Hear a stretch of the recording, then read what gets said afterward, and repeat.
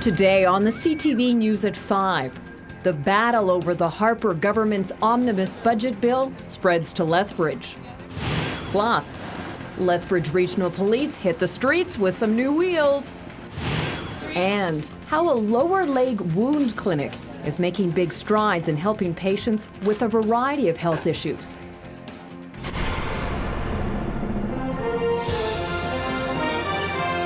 CTV News with Jackie Scantlebury. Good afternoon. They're burning the midnight oil and then some in the House of Commons. The two sleep-deprived sides of the House are keeping vigilant watch on each other as they continue their 24-hour vote-a-thon on Bill C-38. That's the Harper government's massive omnibus budget bill. Members of Parliament are voting on more than 800 proposed amendments to the bill. They began the vote on the 400-plus page piece of legislation just before 1 a.m. Eastern, and it will be going on well into tonight as well. BC 38 makes sprawling changes to almost every aspect of Canadian life. Some MPs say they're surviving on coffee beans. Now, some southern Albertans are still hoping that the legislation won't go through. About 20 demonstrators gathered in downtown Lethbridge as part of a national campaign opposing Bill C-38. The protesters say the members of Parliament are paid to represent their constituents, not toe the party line. Terry Vogt reports. It's been organized by a league now. While opposition MPs were stalling the passage of Bill C-38 in Ottawa, a handful of people were gathering outside the office of Lethbridge MP Jim Hillier.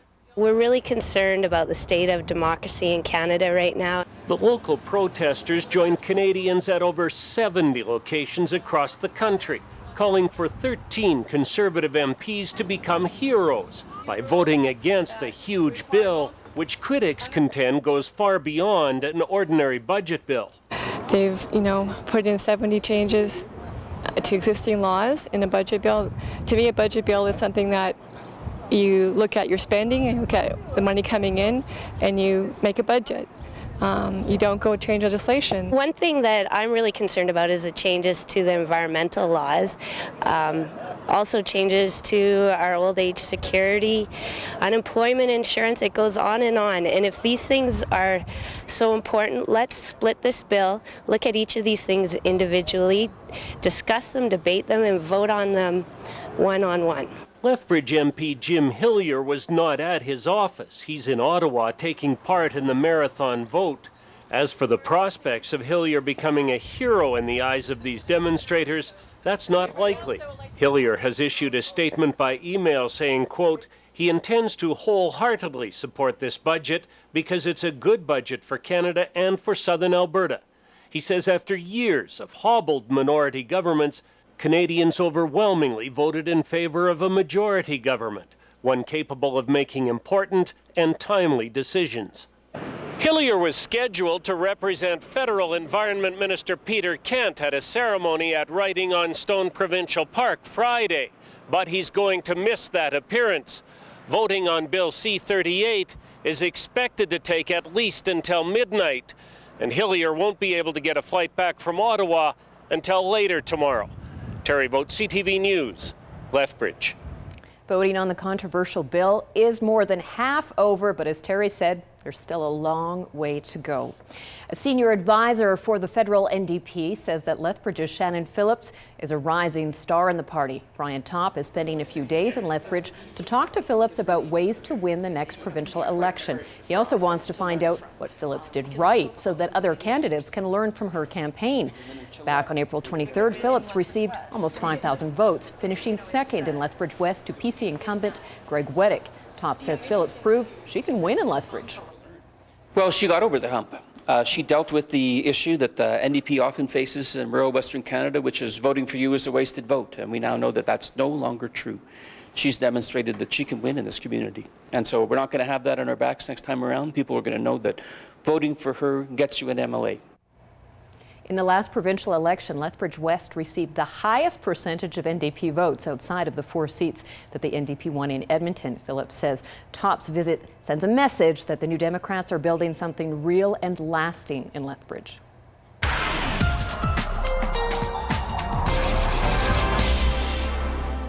Okay, Dory, we are going to see some sun over the next few days. It's just going to be sandwiched between a lot of clouds.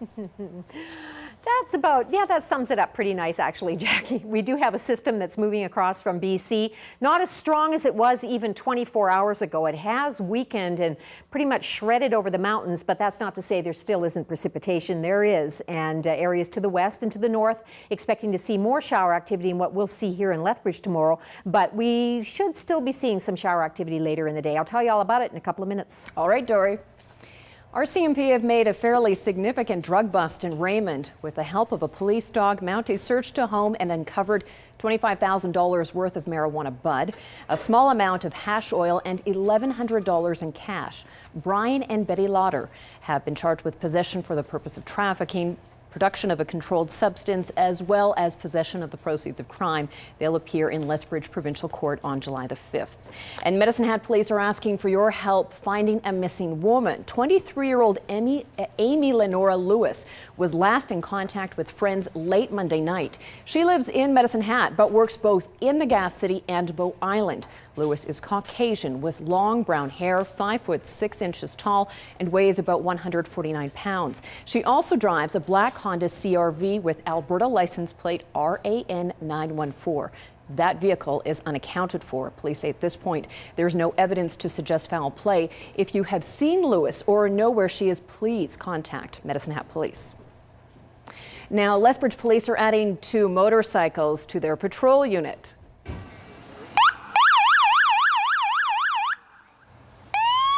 These 2012 Commander 2 Victory police motorcycles hit the streets today. Members of the Traffic Response Unit took part in an extensive 2-week training program last month to learn motorcycle safety and hazard recognition, as well as speed control, cornering, and off-road riding. These are the first new bikes to be added to the fleet in more than 30 years. The bikes will be used for day-to-day patrolling and during special events. This is something we looked at over the last few years. There's been a significant increase of motorcycles in the city and in Alberta, and significant increase of licensed motorcycle drivers. It's the single biggest increase of any class of license in the last couple of years. So we're very interested in representing our demographics in the community, and it's a good chance to build a relationship with that sector of the motoring public. Pretty fancy. Lethbridge police purchased their first motorcycle for patrolling back in 1950, and then they purchased 2 more in the 1970s. All 3, though, were retired by the 1990s. We have pictures of them posted on our CTV Lethbridge Facebook page. Take a look. Friends of a Crow's Nest Pass man who has MS are hosting a very unique fundraiser in Lethbridge. Organizers of the Warhammer tournament are already considering the event a victory. Alicia Fieldberg reports. Dwayne Truant concentrates on the battlefield to take his mind off his battle with MS. He suffered depression when he was diagnosed with the disease 9 years ago and says the game Warhammer is therapy for him. It's just a hobby, kind of like escapism, really. Kind of helps me cope with my disease. Dwayne plays Warhammer and makes and paints miniatures for the tabletop war game a few hours each week. He says having MS does make it more challenging. He's lost sight in his right eye and sometimes has difficulty moving, but says this actually helps him connect with his opponents. A lot of the gamers actually help me set my army up and take it down for me because I get so tired even just playing the game. Dwayne travels across the province with his brother and 2 friends participating in Warhammer tournaments. The group decided to tap in on the passion of the gaming community and host a tournament of their own to raise money for the local MS Society. The men believe it's the first charity Warhammer tournament in the country. They say support has been pouring in from North America, Europe, and the South Pacific. A big-name gaming company in England is even donating a professionally painted army to raffle off. It costs about $1,000. People have just been jumping on board because of their affected by MS. Players coming from Edmonton and Leduc because their family has MS.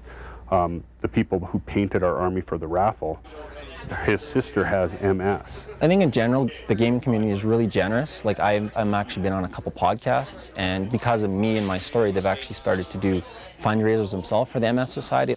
Dwayne is overwhelmed by the support and how his hobby continues to enhance his life. It makes me feel like I'm actually doing something, that I just want to give back to the community and just make a difference, really.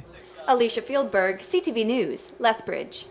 Cooley Carnage takes place next weekend at Westminster Hall. There will also be silent auction and concessions at the tournament. The group is already organizing a bigger event for next year. On the markets today, a lot of pluses. Here are the final numbers.